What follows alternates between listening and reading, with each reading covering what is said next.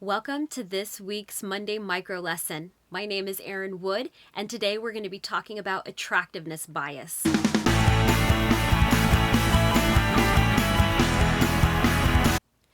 Attractiveness bias. It is the tendency to view those who are more attractive as more competent, moral, sociable.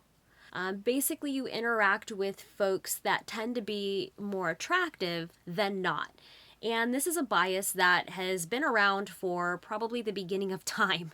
I think everybody is aware of the attractiveness bias, not only in sales, but in other industries. And recently, I thought about attractiveness bias and how that can affect people, not necessarily in the way that you're thinking. I'm talking about putting yourself out there and offering up the information that you have as a professional. And do you not put yourself out there because you don't view yourself as being attractive?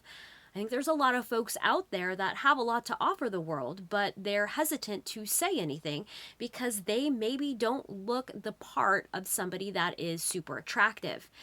I have my own bias with this, which is why I put a poll out to my LinkedIn network. And the question was, do you interact with folks on social media that appear to be more attractive? And the answer is probably what you would imagine, and that yes, they absolutely do interact with people who appear to be more attractive. Now, I was looking at this from the sense of, why do I hold myself back?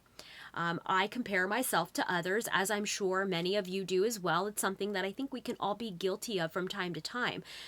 But do you let it stop you from letting the world know all that there is that you have to offer? If that resonates with you and you feel that you are also limiting yourself, let me give you some suggestions on how you can overcome the attractiveness bias from your own perspective. Number one, beauty is relative. What some folks might view as being beautiful, others might not. I look at it as art, and people, to a degree, are kind of like art. Everybody's different, and beauty is in the eye of the beholder.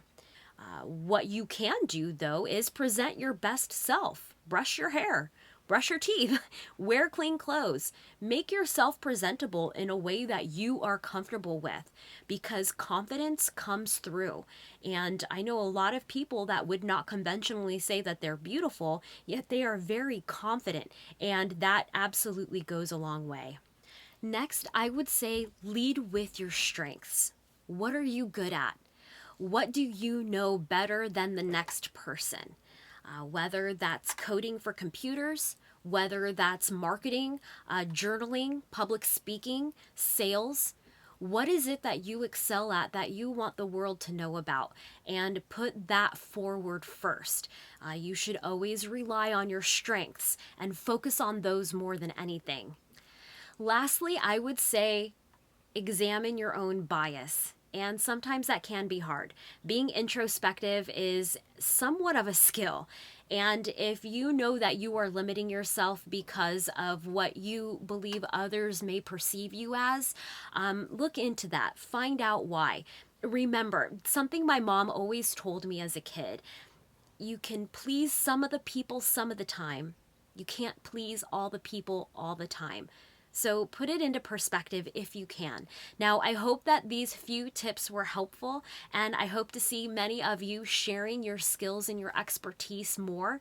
And if there's anything that you can add, please add that to the comments below.